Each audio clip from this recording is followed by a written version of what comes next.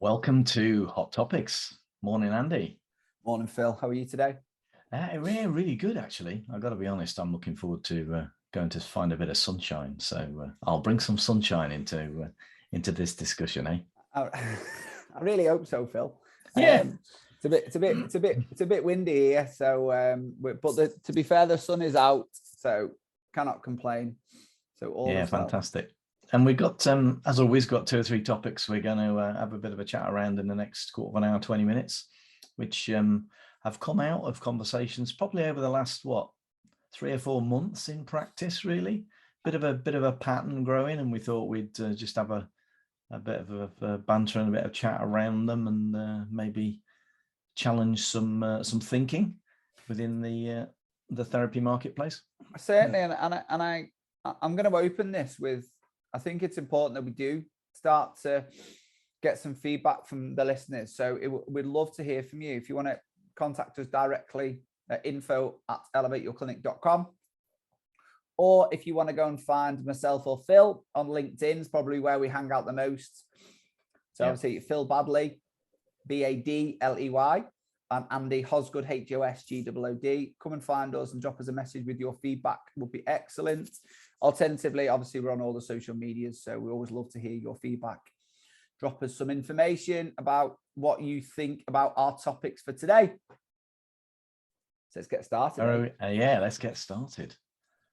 So I think we're going to talk about relationships, different sort of relationships between associates and employees, and how we develop and grow that capability. I think it's where we're going to start, isn't it? I think it is. And I think I'll start with, if you have associates or self-employed practitioners in your organization, or you have people who are employed, I think the start of this conversation is still the same, i.e., if to expect somebody to do something, you've got to understand what you want to be done. That's a fair analogy. So, I think we hear the other end of it going, don't we? We certainly come across many leaders in all industries, not just our industry, but in all industries that we come across, where people are saying, well, I've got such and such, but they never do what I want. And normally our response is, have you sat down and told them what you want? Well, no, they should just expect. They should expect that. Surely that's normal, right? Well, yeah, they're experienced people. They should know what they're doing. Just turn up and crack on. And I think for me, what's interesting, if we're going to focus on the therapy world, and I know we're moving to the associate versus employee conversation shortly, but there's such a variety of backgrounds that you could come into. People go, well, they've come from an NHS background, they've come from private practice sport, but the environments are so different. If you think of even just looking at the expanse of private clinics in our town here in Clitheroe, we could have different experiences. If we walked in 5 or 6 different places, they would do things slightly differently. So we can't assume just because somebody has got a sports therapy qualification, or they're a chartered physiotherapist or whatever, that automatically they're going to go, or they're going to work exactly like me because we're qualified the same way. So could be working with a football club, a rugby club, a hockey team, a lacrosse team. You could be anywhere, couldn't you? You could be, all that, all using a kind of a core skill set, but actually applying it in very, very different circumstances. But also, they're all different. Even if you come from a football club, I've worked in elite football, and they all work massively different. Some are fantastically organized. Some you walk in and go, who does what? So if you've got someone from that environment, then again, just like if you've got a customer or a client coming into your organization, we always talk around, we don't know what their background is or what their insights or experience has been in your within the therapy world. So it's your responsibility to start setting the expectation of what your company does and how your organization takes people on their customer journey. We should start exactly the same with every new person that joins our organization. So, give them a blank sheet of paper, explain to them exactly how you think it should be done in your methodology of how the organization works, and how your team all work together, I think is a really important starting point. I think my crossover into clinical world is consult, isn't it?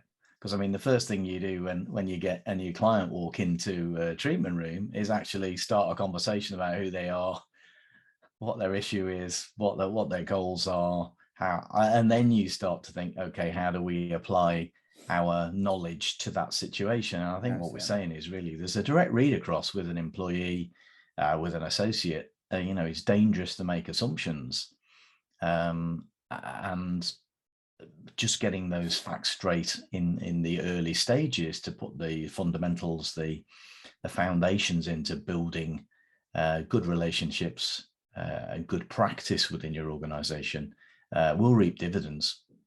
Certainly. So in your experience as well, just to narrow down this self-employed associate versus employee, what should, I know there's people are quite worried, aren't they, sometimes? What would in your background, in your opinion, what would be the difference of handling those kind of individuals separately or differently? Well, I think for me, if I think about an associate, and I work as an associate for a number of different organizations, then they're coming to me because they want some expertise. But I'm on what I would think of as a contract for services. So I'm turning up just like we might think of a tradesperson turning up to our house to fix a problem that we've got. I'm saying, okay, I'll do some due diligence and I'll find out who's really good at fixing these kind of problems. I might use Trustpilot, or I might use Google reviews or whatever, network, referrals, find somebody that would then come in and say, okay, this is the issue, deliver, give me an estimate of a price, fix my problem.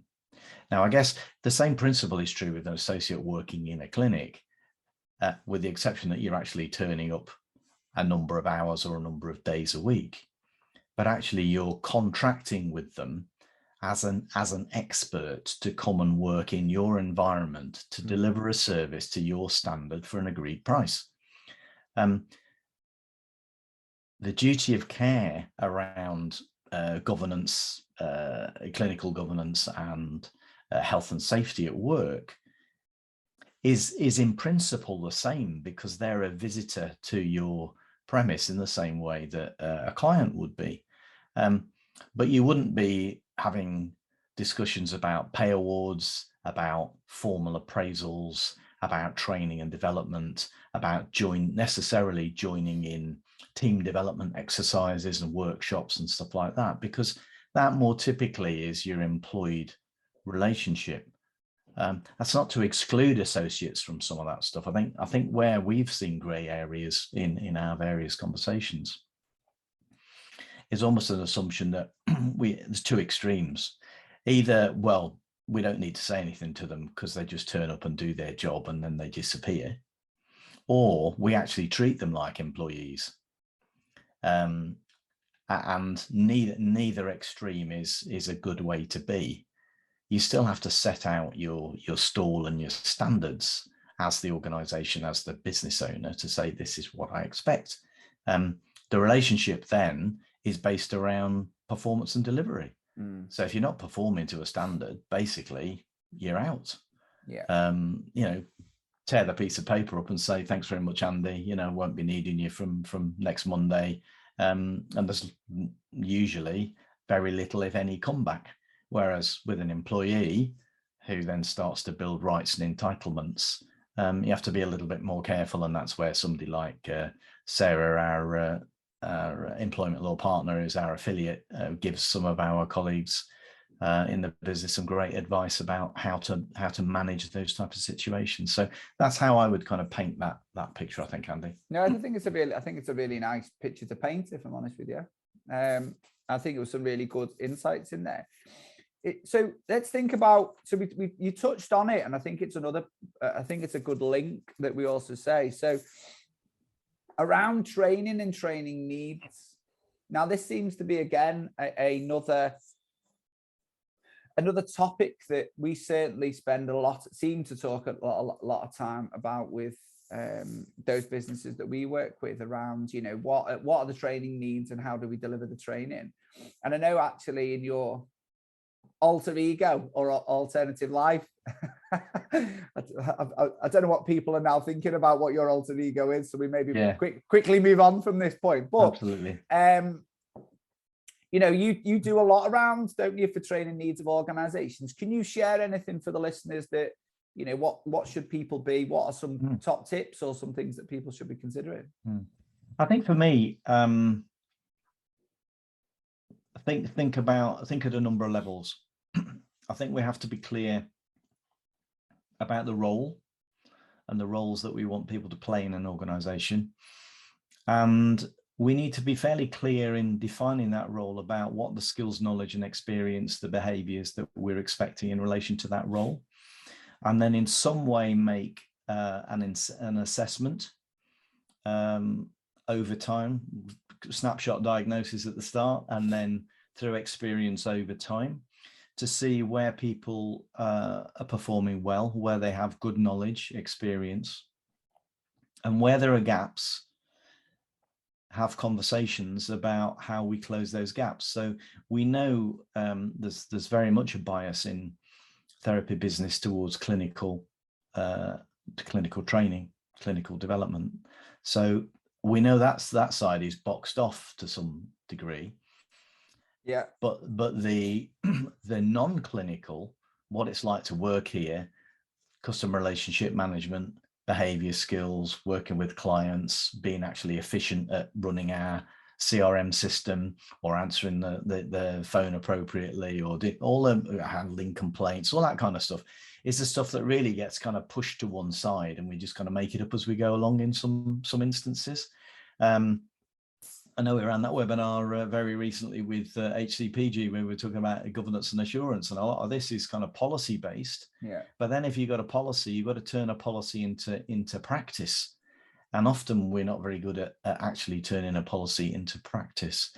The employee themselves will have a view about where they want to grow and develop. So really, as a business, we ought to be taking stock of against the core roles and against the current performance, knowledge, and experience of the employee, what our development plan as an organization should be. And then we need to throw some money behind it. Or find some matched funding or some other way, or part supporting our colleagues to be able to perform at the level of that we expect them, and to learn, to grow, and to develop within the business. And I think we're going to come on to paying for services shortly, aren't we? My only addition to that is, you know, for me, going back to the analogy you used where we use our consultation education plan, I think it's not jumping to assumptions that anyone joins your organization, experienced whatever level of experience is, they're at a level where they think they are and you think they are. Yeah. I'll give you an example. We're currently interviewing, and I had a really refreshing conversation with a young physiotherapist and I just said, look, where do you think you are in your career? And he was dead honest. And it was lovely to hear. There was none of this, oh, I think I'm brilliant at this, or I'm brilliant at this, or it was the other end of I'm rubbish at everything. It was like, look, my experiences in this, I would say in the last 6 months of doing this, I'm good. I says, but this is my areas of weakness. Looking at the organization that you run, this is where the areas where I'd probably need strengthening. Oh my God, lovely. So as a trainer and as a leader, we know where we can help plug the gaps, as you described. Absolutely. You know, and I think so also having an environment, if you are going to be looking to train him, where people can be honest of what they are good at and also what they're not. Very important. And if you've got a younger therapist, and especially in the therapy industry, of which we're still trying to understand why, there seems to be this massive lack of confidence that they're not good at stuff. Yeah. Yeah. Where actually they've got a lot of skills of which they can be applying if you help them shine the light on them to bring it out themselves. I'm definitely with you on the point about open and honesty, and that's something you have to build in terms of rapport and trust within the organization, because it's very easy for people to mask competence because they just don't look in the areas they know they're not competent, and they only ever do what they're confident in.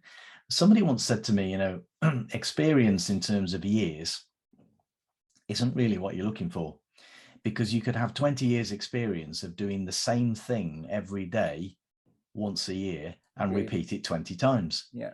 Or you're going to have very diverse experience, but actually maybe over a 5-year timeline, and have far more experience than somebody with 20 years time serve. And that really made me think way back in the start of my career about actually, what is it we're looking for, and what do we need to know, and how do we judge? So I'm absolutely with you. On that. I know you've just had a sneezing fit, mate. You all right? I'm good, mate. I'm back. So again, you're listening on podcast, Andy was unusually quiet there, and it's because he muted himself to go and have a good old cough and sneeze. But there you go. And I think that kind of leads us on, doesn't it, to this whole area of when we know we don't have the knowledge or skills. And I relate this, as the non-clinician back to, if I'm going out for a run and I've got a bit of a niggle, I can ignore the niggle, but the niggle doesn't go away. And then the niggle gets a bit bigger and a bit bigger. And my performance over time starts to deteriorate. And maybe I can't run anymore. Well, that's a read across for an organization that's got a niggle. Stuff that's not right, that needs fixing, but everybody just kind of ignores it and hopes it'll go away. Or some people don't even see there's a problem. The HCPG conversation again was there about, ignorance is no defense in that sense. You kind of, I didn't realize that was a problem. Well, maybe you weren't looking in the right area. And that's an area that we talk to people a lot, isn't it? This area about, well, where are the niggles?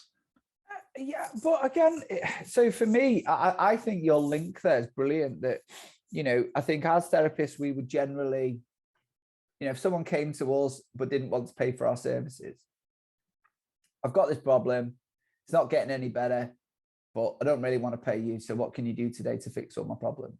And it was a kind of what we were getting into the discussion with the HCPG, that, people recognize they've got these problems in their business.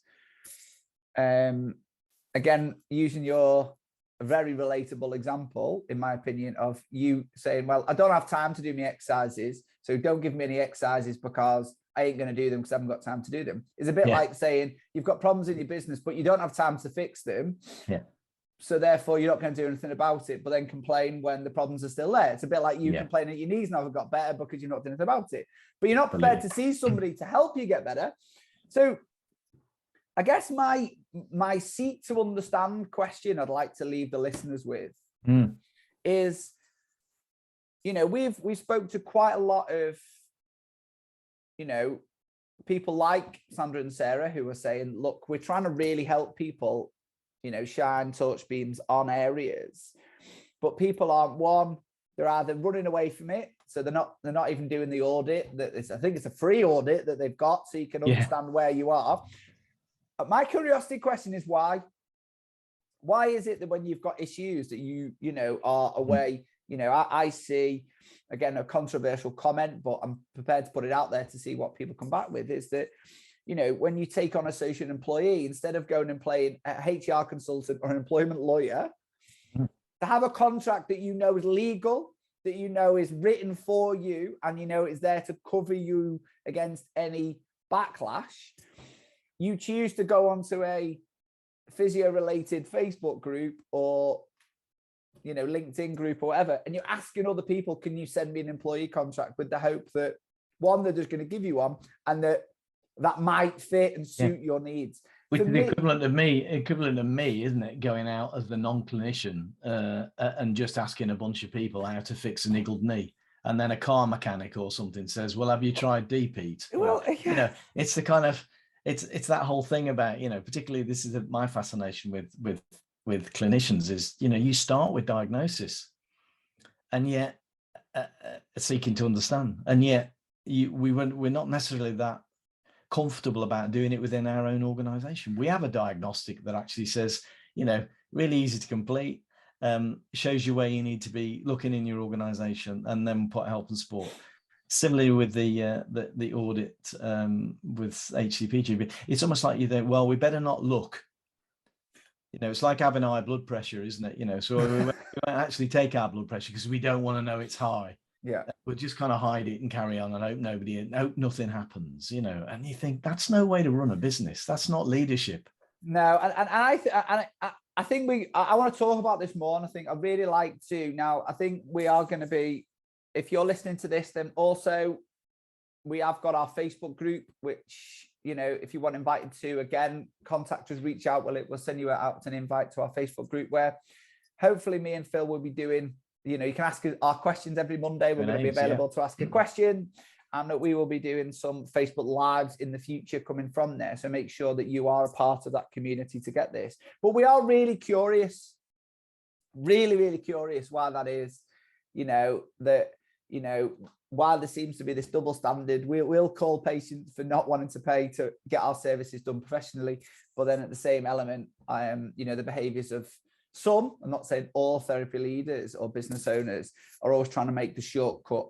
So it's a curiosity conversation that seems to be from a lot of us who are helping and trying to, you know, genuinely coming from the place of, you know, we do these podcasts free. We do our webinars free on the basis that both Phil and I are very passionate, and all the people we have on our podcasts and our webinars of helping try and improve people to run a better therapy business.